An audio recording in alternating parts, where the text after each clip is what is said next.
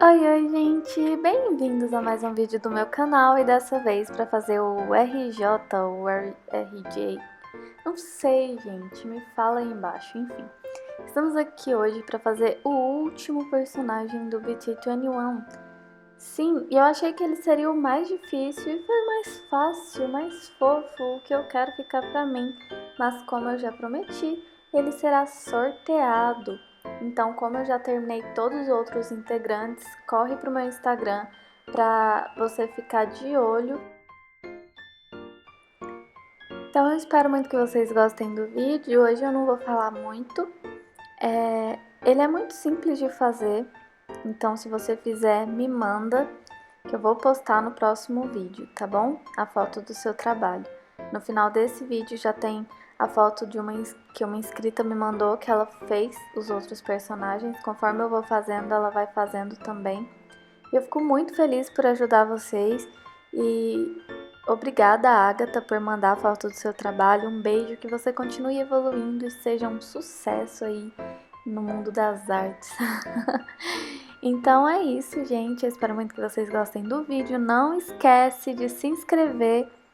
Tem muita gente que assiste e não é inscrito. Se você gosta do meu conteúdo, se inscreve aí, que tem muito mais aqui no canal.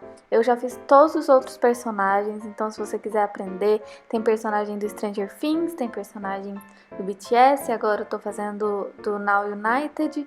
Então se você gosta dessas coisas, já se inscreve. Me segue no meu Instagram, que lá eu posto sempre tudo que eu tô fazendo. Então, se inscreve, deixa o like e comenta aqui o que você achou desse vídeo, tá bom?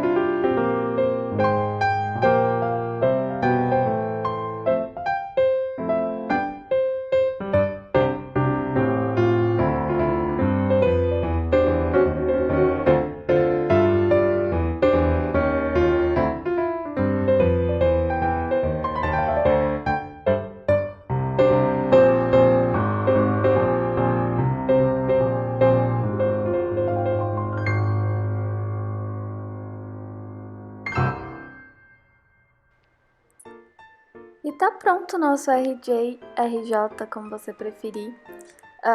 Ele demora um pouco mais pra ficar em pé sozinho, então deixa ele encostadinho antes de colar, de deixar ele em pé sozinho na base, né?